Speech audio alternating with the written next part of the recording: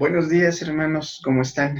Yo espero que todos ustedes, junto con sus familias, se encuentren muy bien. En este día vamos a ver un tema especial en el sentido en el que, no porque los demás no lo sean, sino porque no hay un tema propuesto en el temario de la nueva raza. Sin embargo, a lo largo de todos estos días de encierro, de resguardo en nuestras casas, y principalmente en estos últimos días ha eh, nacido en mi corazón poder compartirles un tema acerca de la alabanza. Eh, este, esta escuela dominical se llama La Alabanza en todo tiempo. Y le invito a que ahí en sus hogares busquen en sus Biblias el Salmo número 34. Vamos a darle lectura al verso 1, nada más. De preferencia, hermanos, todas las citas que podamos ver en este día, yo espero que tengan la oportunidad de leerlas completas en sus hogares, para que tengan un panorama más claro de este tema. Leemos, leo y ustedes leen en sus casas. Salmo 34:1 dice: Bendeciré a Jehová en todo tiempo, su alabanza estará de continuo en mi boca. Voy a permitirme compartirles la presentación que se desarrolló para esta escuela dominical. Y aquí está. Vamos a comenzar. El Salmo 34:1 es el salmo con el que empezamos. Y veamos el siguiente punto, nuestra introducción. Es interesantísimo, querido hermano, ver cómo conocer el contexto de los pasajes bíblicos. Cuando uno lee la Biblia y le echa un ojo al contexto histórico, le echa un ojo al contexto en el que vivía el autor, en el momento en el que fue escrito el pasaje, en las circunstancias que rodeaban al escritor para poder componer una pieza, uno se da cuenta de aquella riqueza que está escondida en la palabra de Dios. Muchos, sin duda alguna, han leído la Biblia de manera superficial y creo que no han aprovechado por completo todas aquellas enseñanzas y todos aquellos mensajes tan profundos que contiene la Biblia. Veamos rápidamente el contexto del Salmo 34. El salmo que leímos, este salmo, que fue escrito por David en una situación muy difícil. El rey Saúl estaba al acecho de David. Llevaba tiempo persiguiéndolo por toda la región para matarle. David, en medio de su huida, se encuentra con algunos sacerdotes y les pide que por favor le brinden alimento y espada. Cuando el sacerdote de Nob, le ofrece pan y espada bueno, lo despide para que continúe su camino. Después David llega con un rey llamado Aquis, rey de Gat, y se finge ser un loco para que no lo maten, para que el rey Aquis no diera aviso a Saúl que David estaba en sus tierras. Sin duda alguna, el peligro que vivía David era grandísimo. Pues cuando Saúl se enteró que los sacerdotes de Nob habían ayudado a David, ordenó a sus hombres a matar a 85 de esos sacerdotes y que la tierra de Nob fuese atacada bajo filo de espada. La amenaza de Saúl acerca de la muerte de David era grave y el peligro era altísimo, tanto que en cada ciudad en la que iba David, tenía que huir porque sus habitantes daban aviso a Saúl que se escondía en sus tierras. Y por lo tanto David habitó algún tiempo en el desierto, en medio de cuevas y corriendo por su vida y por la de sus hombres. Este es el panorama general del Salmo 34, que inicia, y quiero resaltar, hermano, no solo el panorama, el contexto de dificultad, sino el inicio de este salmo. Bendeciré a Jehová en todo tiempo. Su alabanza estará de continuo en mi boca. En este tema, veremos cómo en medio de la prueba o tribulación, el Señor Dios se agrada de nuestra alabanza y adoración. Como siguiente punto, quisiera recordar, o antes de desarrollar a fondo este tema, quisiera repasar con ustedes estas dos pequeñas definiciones sobre qué es alabanza y adoración.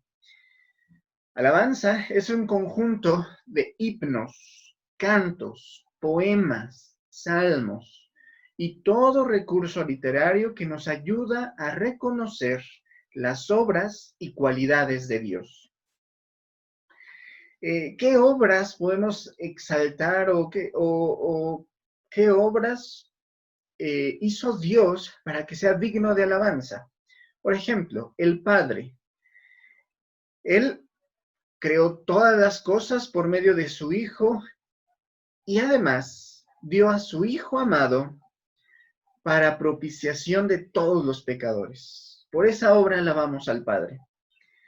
Al Hijo, porque se dispuso a cumplir su parte en el plan de salvación, se humanó y se sacrificó a sí mismo para perdón de muchos. Y alabamos al Espíritu Santo, porque a través de él conocemos al Padre, al Hijo, tenemos comunión con Dios, nos consuela, nos dirige, nos instruye, nos da dirección, etc. Por eso, y obviamente por muchas cosas más, que usted mismo podría hacer un listado de las obras que Dios ha hecho en su vida, salud, provisión, salvación, cuidado, protección, etc. Podremos hacer una lista muy grande y esos son objetivos o más bien son bases para alabar a Dios. Pero ahora, la adoración es el conjunto de himnos, muy similar a lo que es alabanza, conjunto de himnos, cantos, poemas, salmos y todo recurso literario, incluso nuestras propias palabras, que nos ayudan a expresar nuestro amor y devoción a Dios. La alabanza puede, permítame decirlo, puede no ser acompañada de adoración, porque la alabanza es reconocer las obras de Dios o incluso reconocer las obras de alguien más. Se le alaba a los famosos, a los que han llegado a un cierto grado de éxito, se les alaba reconociendo sus obras. No necesariamente se les adora. ¿Por qué? Porque la adoración es una muestra de amor y devoción hacia Dios. La alabanza tiene que ver con reconocer las maravillosas obras de Dios, mientras que la adoración es reconocer la misma persona y naturaleza de Dios. No por lo que Él ha hecho, sino por lo que Él es. Adorar a Dios es reconocer que Él es digno de ser alabado por su misma esencia. A lo largo de estos días se les ha mandado una serie de mensajes acerca de los nombres y atributos de Dios y hasta cierto punto eso es adoración, reconocer quién es Dios por su propia naturaleza, mientras que alabar es reconocer las obras grandiosas y maravillosas que ha hecho a lo largo de todo el tiempo, desde la creación hasta nuestros días. Una vez repasado estos dos puntos, el Salmo, insisto, dice, su alabanza estará de continuo en mi boca. De continuo podría referirse también a todo tiempo. ¿Y a qué se refiere esta expresión de todo tiempo estará su alabanza en mi boca? El rey Salomón fue el segundo hombre más sabio que ha pisado la tierra. Por supuesto, el primero fue el Señor Jesús. Salomón escribió muchos libros sobre diferentes temas. Escribió sobre árboles, plantas, escribió muchos proverbios y también el libro de Eclesiastés, en el cual describe un viaje que hizo, o más bien una serie de viajes, buscando como el propósito del hombre. Y en este libro prácticamente nos dice que todo en la vida del hombre es vanidad, excepto dos cosas: el temer a Dios y guardar sus mandamientos. Y en este viaje, o en estos viajes que el Salomón, el hombre, el segundo hombre más sabio en la tierra, en el capítulo 3 nos da una explicación de que todo tiene su tiempo. El capítulo 3, versos 1 al 8, dice de la siguiente manera. Si tiene oportunidad, búsquelo en su Biblia. Eclesiastés 3, 1 al 8, dice: todo tiene su tiempo y todo lo que se quiere debajo del cielo tiene su hora. Tiempo de nacer, tiempo de morir. Tiempo de plantar, tiempo de arrancar lo plantado. Tiempo de matar y tiempo de curar. Tiempo de destruir y tiempo de edificar. Tiempo de llorar y tiempo de reír. Tiempo de endechar y tiempo de bailar. Tiempo de esparcir piedras y tiempo de juntar piedras. Tiempo de abrazar y tiempo de abstenerse de abrazar. Hago un paréntesis aquí. ¿Cuán sabio es Dios que al inspirar a los escritores, pues nos da una enseñanza muy clara, incluso en estos días de pandemia, ¿no? Que en los que nuestras autoridades nos dicen, bueno, no se saluden de mano, no se abracen, conserven una sana distancia, y la Biblia nos enseña que hay tiempo para abrazar y tiempo para abstenerse de abrazar. Continúo. Tiempo de buscar y tiempo de perder. Tiempo de guardar y tiempo de desechar. Tiempo de romper y tiempo de coser. Tiempo de callar y tiempo de hablar. Tiempo de amar y tiempo de aborrecer. Tiempo de guerra y tiempo de paz. Es evidente, hermano, que no es posible escribir todas las actividades humanas y sus contrapartes para decir que efectivamente todo tiene su tiempo. Lo sabemos: tiempo de comer y tiempo de ayunar, tiempo de dormir y tiempo de velar, etc. No podríamos hacer un listado completo, y si lo hiciéramos, bueno, nos tardaríamos muchísimo tiempo para describir todas aquellas actividades humanas. Pero lo que hay que resaltar es que efectivamente todo tiene su tiempo. Sin embargo, el rey Salomón, en su sabiduría, trató de incluir todos aquellos eventos de la vida de un ser humano, desde tener tiempo para amar y aborrecer hasta el tiempo de nacer y de morir. Pero es notable que no menciona que hay tiempo para alabar y tiempo para no alabar. Eso no lo menciona el rey Salomón. Salomón creció con las enseñanzas de su padre David y sabía perfectamente que a Dios hay que alabarle siempre. En todos esos tiempos que describe en Eclesiastés, hay que alabar a Dios. Cuando alguien nace, se alaba a Dios, porque un hombre nuevo está en la tierra. Pero ¿qué tal cuando alguien muere? ¿También hay que alabar a Dios? Cuando ha muerto un hijo de Dios, es motivo de alabanza, porque el Señor tiene en estima la muerte de sus santos. Cuando hay alegría en el corazón, pronto salen las alabanzas. Pero cuando pasamos una situación que nos produce llanto, pregunta, ¿también le alabamos? En tiempos de paz y tranquilidad es común la alabanza, las fanfarrias, las fiestas, la alegría por aquellas bendiciones de Dios. En tiempos de prosperidad es común glorificar a Dios. Pero en medio de la guerra, en medio de la escasez, ¿es posible alabar a Dios? Y yo creo que usted sabe la respuesta, y es sí, es posible. Aunque no es sencillo, Pero permítame decir que la alabanza en medio de la prueba, en medio del luto, de la enfermedad o del dolor, es una alabanza que agrada al Señor. Quizá más que aquella que es hecha en medio de la prosperidad. Una ocasión el diablo fue ante Dios y le dijo, pues Job no teme delante de ti de balde, le has dado absolutamente todo.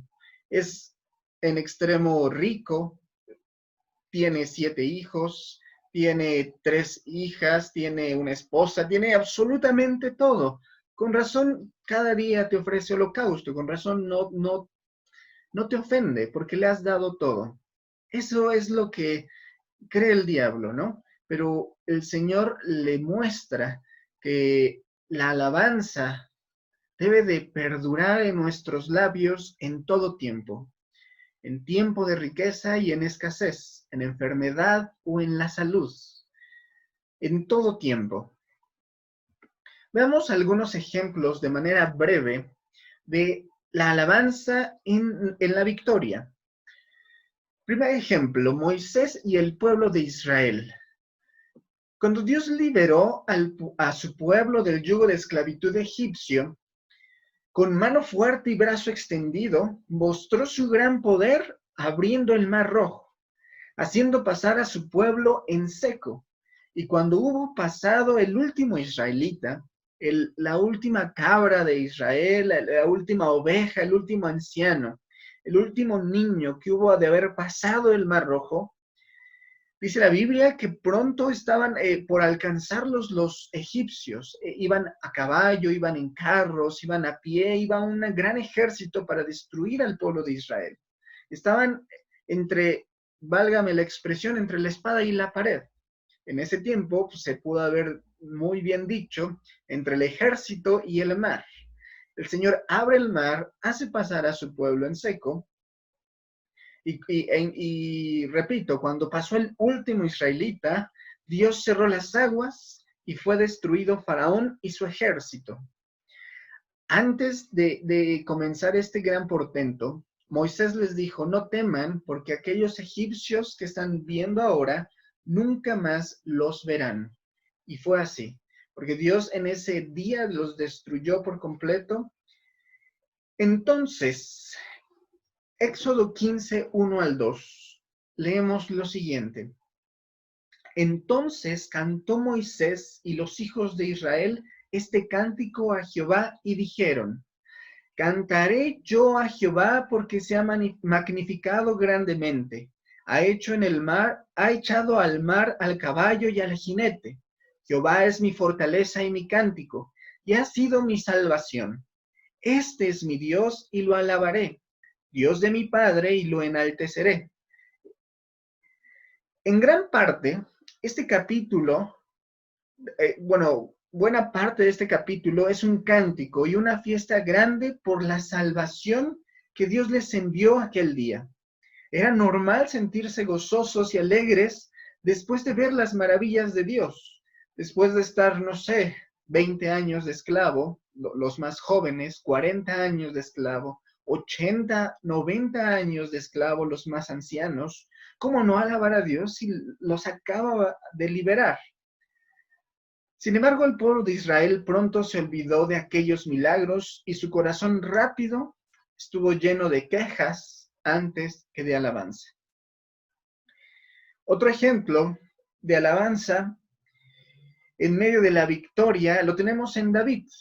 Segundo de Samuel, capítulo 22, versos 1 al 3, da una introducción a un salmo y dice, habló David a Jehová las palabras de este cántico el día que Jehová le había librado de la mano de todos sus enemigos y de la mano de Saúl. Y dijo, Jehová es mi roca y mi fortaleza y mi libertador. Dios mío, fortaleza mía, en él confiaré. Mi escudo y el fuerte de mi salvación. Mi alto refugio, Salvador mío, de violencia me libraste. A diferencia del pueblo de Israel, la alabanza estaba de continuo en la boca de David. Y cuánto más ¿Cuánto más David no alababa a Dios en los momentos de seguridad, de libertad, cuando el Señor lo rescató de todos sus enemigos? Último ejemplo, Salomón. Este hombre, hijo de David, edificó casa a Jehová y dedicó el templo. Hizo una grande celebración. De verdad, si leen este capítulo completo y uno anterior, me parece, se va a dar cuenta que la fiesta fue en grande. Tiraron la casa por la ventana y quizá este es el porqué. Cuando Salomón dedicó el templo, hizo una grande oración, pidiendo a Dios su presencia. Y después de haber orado, la presencia de Dios llenó el templo. Y leemos en 2 de Crónicas 7:3. Cuando vieron todos los hijos de Israel descender el fuego y la gloria de Jehová sobre la casa, se postraron sobre sus rostros en el pavimento y adoraron y alabaron a Jehová, diciendo: porque Él es bueno y su misericordia es para siempre. ¿Qué imagen tan asombrosa es este pasaje? ¿Cómo no alabar a Dios cuando su misma presencia llena el templo? ¿Cómo no alabar a Dios si cuando oramos a Él nos responde de inmediato? Podemos recordar, no con nostalgia, obviamente sí con un poco de añoro, de poder estar otra vez en la casa de Dios, pero podemos recordar aquellos cultos de alabanza que llevábamos a cabo en nuestros templos y se sentía la presencia de Dios y orábamos de una manera natural, de una manera espontánea y alabábamos a Dios y levantábamos nuestras manos. Ahorita no sé si realmente lo hacemos en nuestros hogares, pero justamente para eso es este tema, para que aprendamos a alabar a Dios en todo tiempo, en todo lugar, no solo en el templo. Digo, insisto, ¿cómo no alabar a Dios en su templo? Cuando cuando su presencia llena toda su casa, es obvio que la alabanza fluye. Pero, ¿qué pasa cuando estamos en nuestros hogares? A través de estos ejemplos, vemos que con facilidad es posible alabar a Dios mientras todo esté bien, mientras haya paz, mientras haya prosperidad, seguridad. Pero como diría Eclesiastés, en tiempo del dolor, de la muerte, de la escasez, ¿es posible alabar a Dios? Por supuesto que sí. A continuación veremos algunos ejemplos de personajes bíblicos que alabaron a Dios en medio de una prueba fortísima.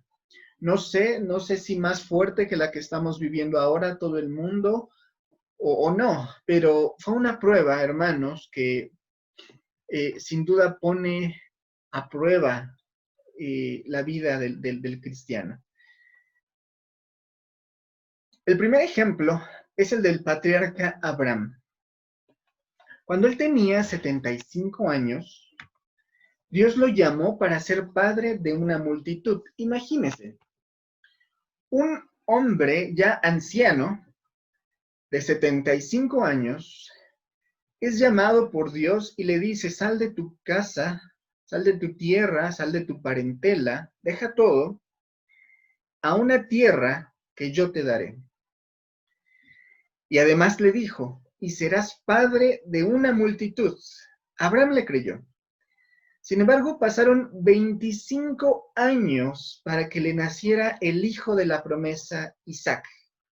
Imaginemos el amor que tenía Abraham hacia Isaac. Era el hijo prometido. Ya tenía otro hijo con una esclava llamado Ismael. Sin embargo, él no era el hijo de la promesa. Isaac era el hijo prometido por Dios, por el cual iban a ser benditas todas las naciones de la tierra. Sin embargo, cuando Isaac tenía aproximadamente 12 años, Jehová Dios se le apareció a Abraham y le dijo: toma ahora tu hijo, tu único, Isaac, a quien amas, y vete a tierra de Moriah y ofrécelo allí en holocausto sobre uno de los montes que yo te diré. Era una prueba dificilísima. Abraham tendría que matar a su propio hijo al que amaba. Piense usted como padre, madre, hermano o tío, qué situación tan difícil. Pero Abraham no dudó de lo que tenía que hacer, así que preparó todo lo necesario. Se levantó muy de mañana y comenzó un largo viaje de 3 días.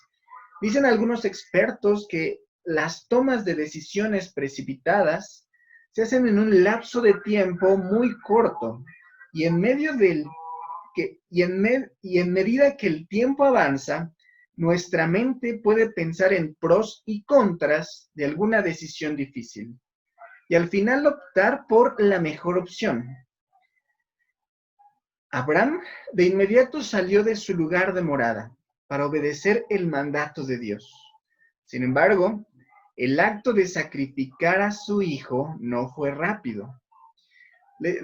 Repito, cuando tomamos decisiones precipitadas es en un lapso de tiempo muy rápido. Ya sea una compra, ya sea una venta, ya sea una decisión importante, cuando nos meten presión, tomamos la decisión precipitada sin meditar las cosas o las consecuencias. Abraham de inmediato obedeció la orden de Dios, pues en la noche se le apareció Dios y a la mañana siguiente, muy temprano, salió a los montes Moria. Sin embargo, el acto de sacrificar a su hijo no fue rápido. Tardaron 3 días en llegar al lugar señalado. 3 días en los que quizá pensaba en aquella promesa de Dios de que sería un padre de multitudes. Quizá pensaba en la corta vida de su hijo. 3 días en los que esperó que Dios se le presentase para impedirle que matara a Isaac. Y no fue así. En Génesis 22, 4 al 5 leemos: Al tercer día, alzó Abraham sus ojos y vio el lugar de lejos. Entonces dijo Abraham a sus siervos: Esperad aquí con el asno, y yo y el muchacho iremos hasta allí, adoraremos y volveremos a vosotros. La Biblia no describe mucho ciertos momentos. La Biblia va al grano, pero demos la oportunidad, denme la oportunidad de compartirles algo que un pastor infería. Abraham le dijo a sus siervos que subiría al monte con su hijo y adoraría a Dios y luego bajaría. En esos momentos de prueba, quizá lo último que pasa por la mente de un ser humano es adorar a Dios. Sin embargo, así fue. La obediencia de Abraham y su actitud tan fiel, sin duda alguna, hicieron sonreír a Dios. No porque Él se goce en ponernos a prueba para ver hasta dónde soportamos, sino porque la adoración en medio de la prueba es genuina. Pues humanamente hablando, Abraham no tenía motivos para alabar a Dios. No era el cumpleaños de Isaac. No había adquirido tierras, no había adquirido recientemente ganado, no se había ensanchado su riqueza. Estaba a punto de perder a su único hijo, al que amaba grandemente. Pero Abraham era movido por el conocimiento de Dios. Sabía que Dios es fiel y todopoderoso. Lo que movía a Abraham era el hecho de saber que Dios es Dios. La Biblia no dice que Abraham o Isaac hayan cantado, pero quizá así lo hicieron.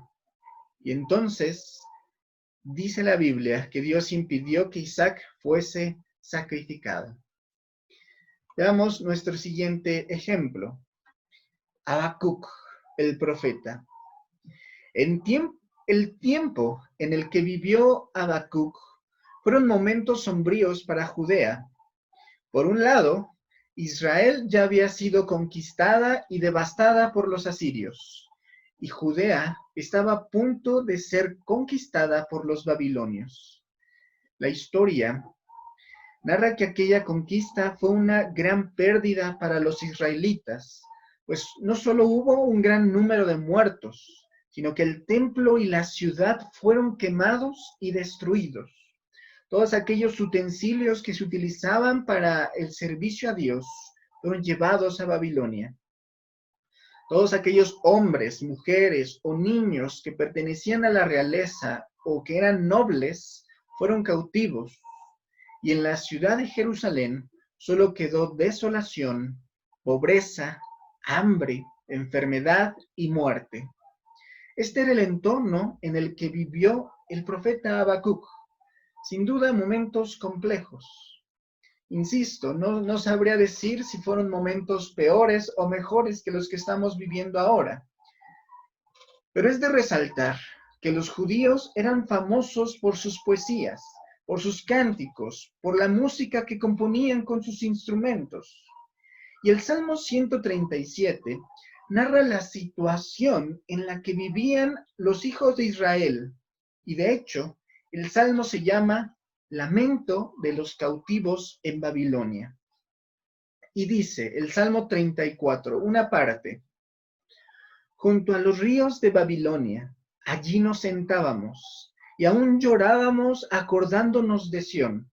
Sobre los sauces, en medio de ella, colgamos nuestras arpas. Y los que nos habían llevado cautivos nos pedían que cantásemos, y los que nos habían desolado nos pedían alegría diciendo, cantadnos algunos de los cánticos de Sión.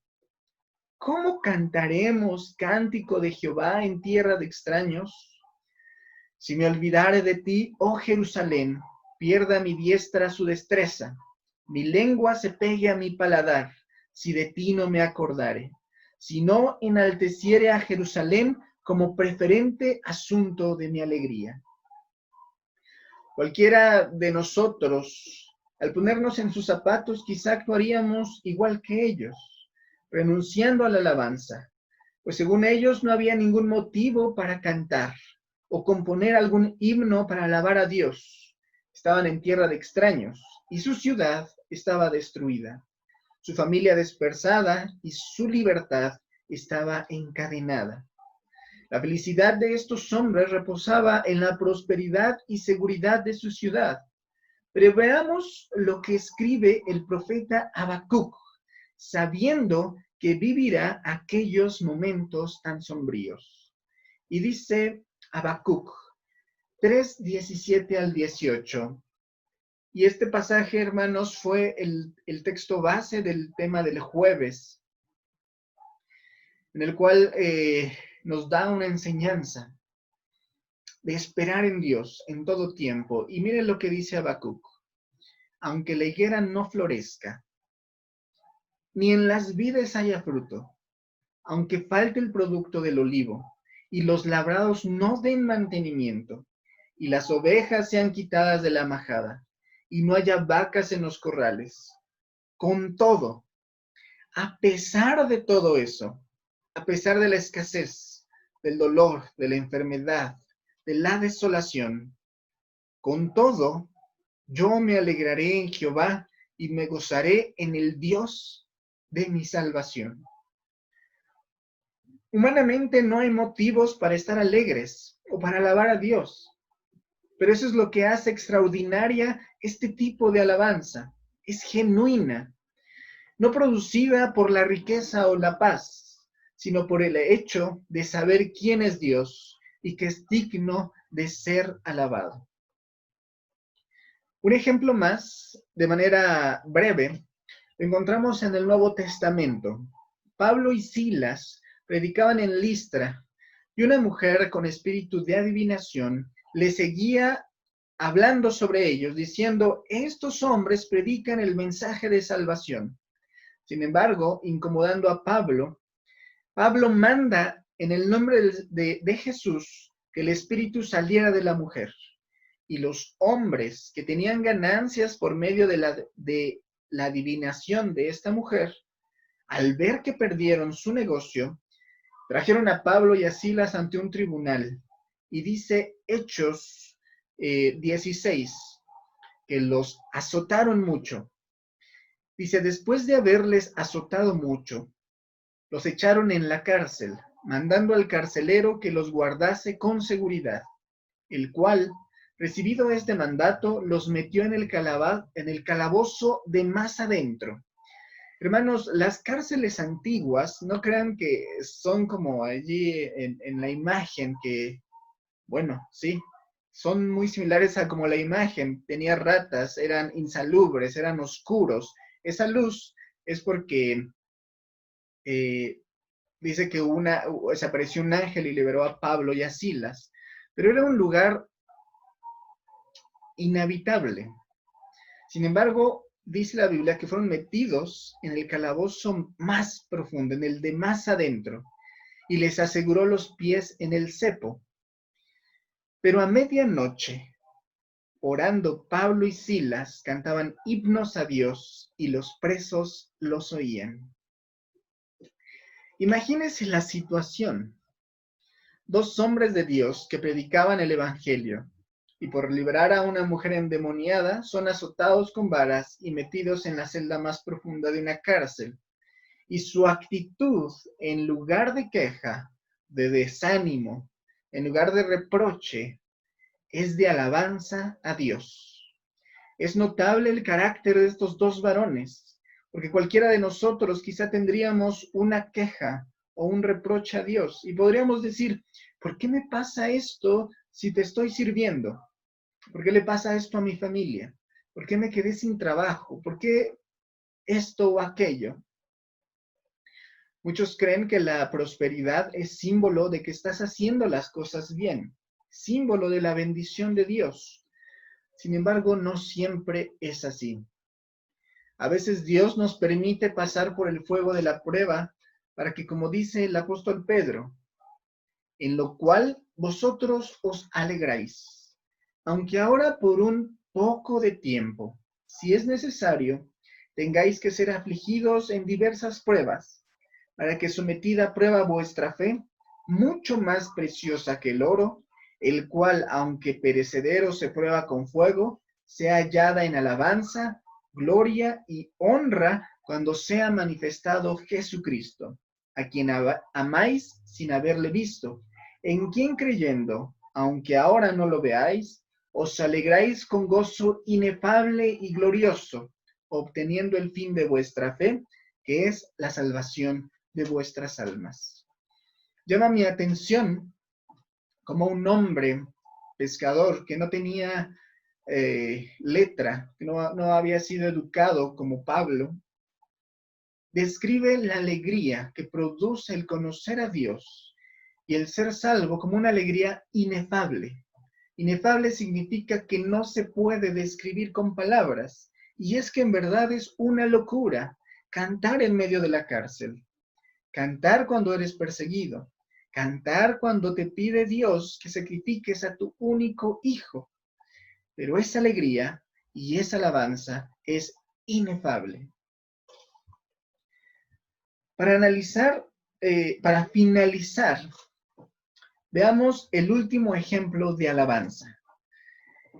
En medio de una prueba extraordinaria. Y como ejemplo tenemos a nuestro Señor Jesús. Los 4 evangelios narran los últimos momentos del ministerio de Cristo. Y un evento importante fue la institución de la mesa del Señor. En aquella noche en que fue entregado,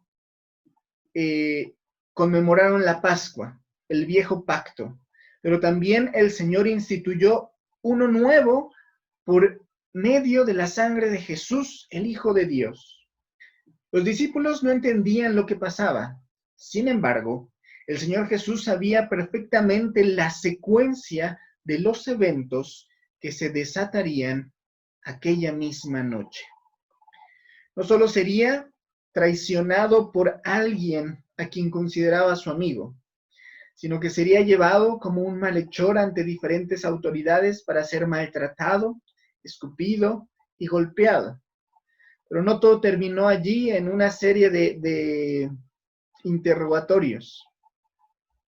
Sabemos que el Señor Jesús pasó por 40 azotes, Aquellos 40 azotes, según la tradición romana, de hecho, debían de haber sido 40 menos 1, porque según la experiencia de la tortura romana, 39 azotes era lo que toleraba un ser humano sin morir.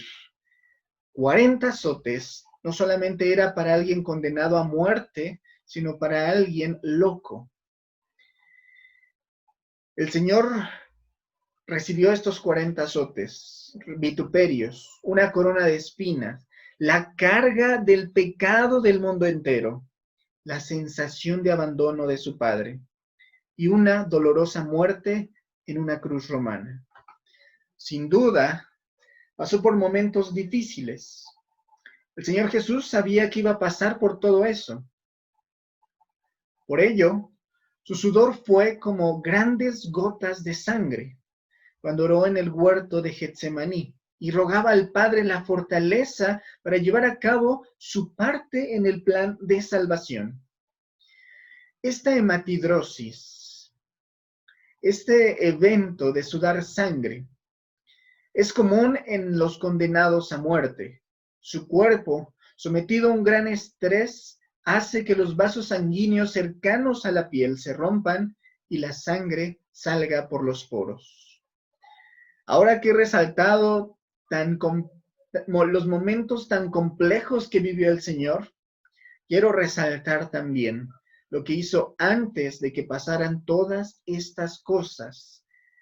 Dice la Biblia que después de que cenaron y después de que instituyó el nuevo pacto, dice Mateo 26:30, y cuando hubieron cantado el himno, salieron al monte de los olivos.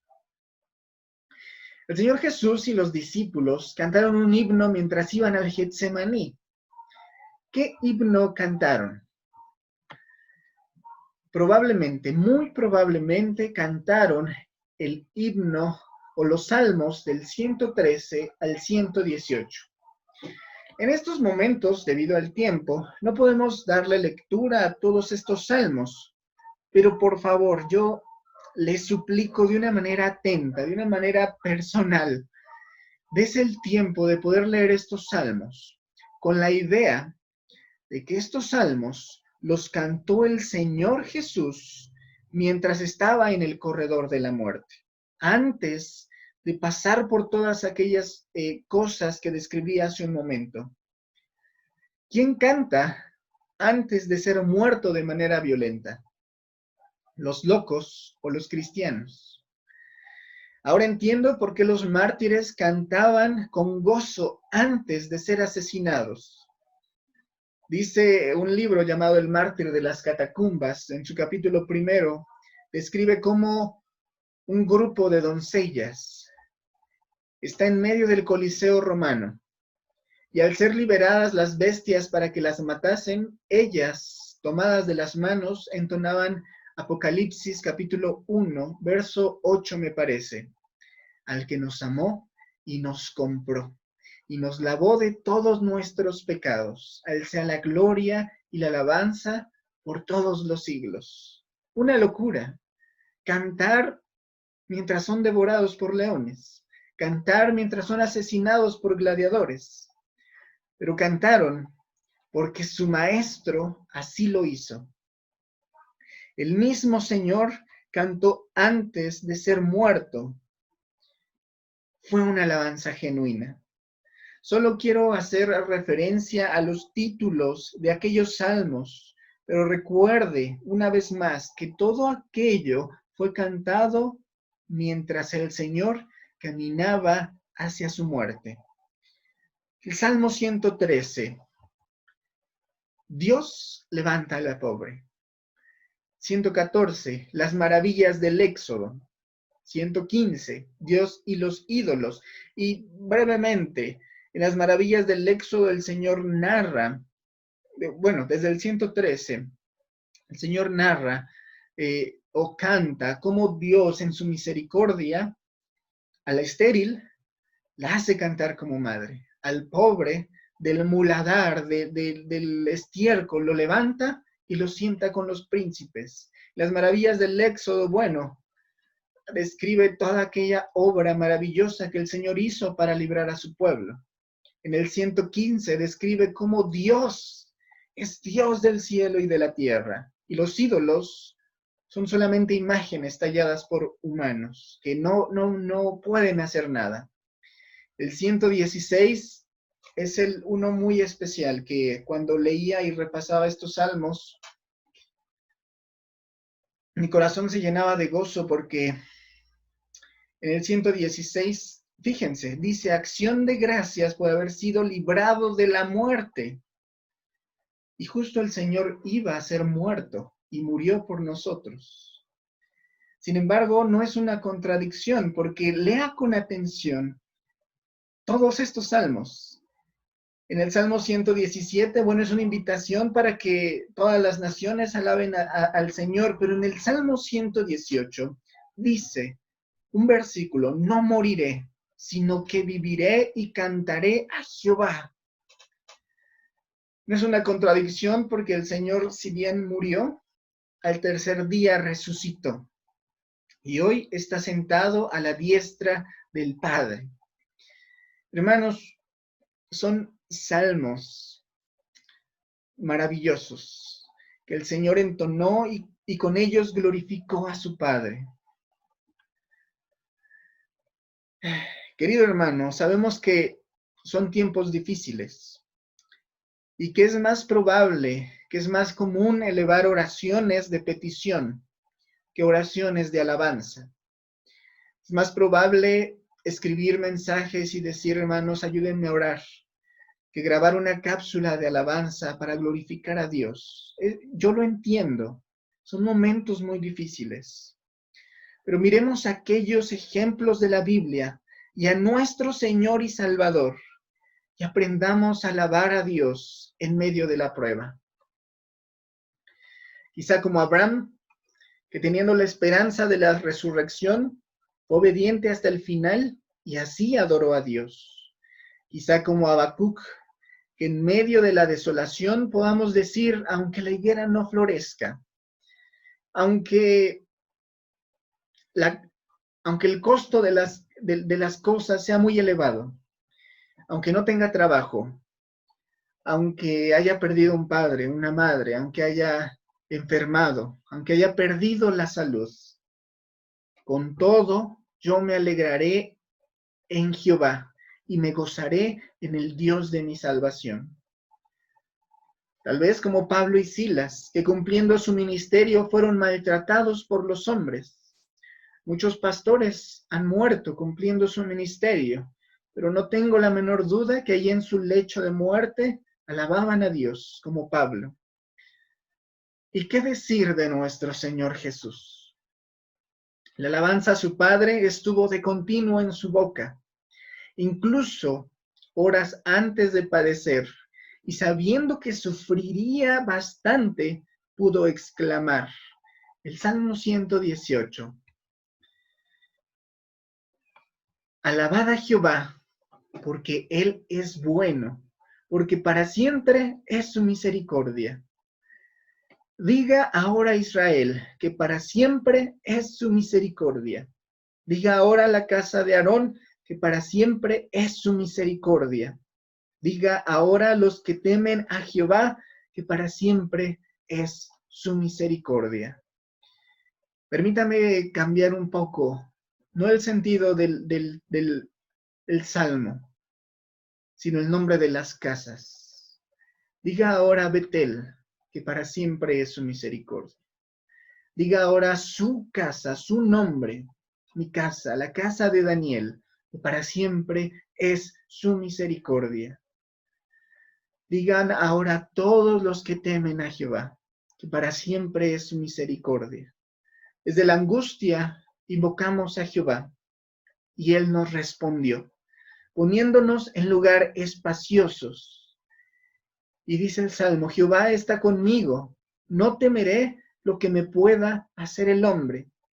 Y parafraseemos, Jehová está conmigo, no temeré lo que pueda hacer un virus, lo que pueda hacer la carestía, lo que pueda hacer la enfermedad, el peligro en nuestras colonias, Hermanos, la violencia está aumentando, pero no temeremos, porque Jehová está con nosotros.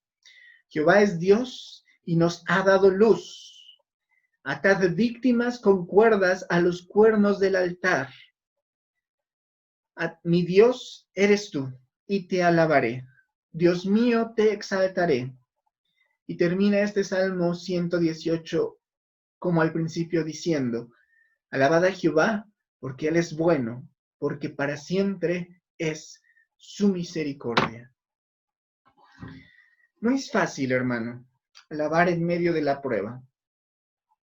No es fácil siquiera ser fiel en medio de la prueba.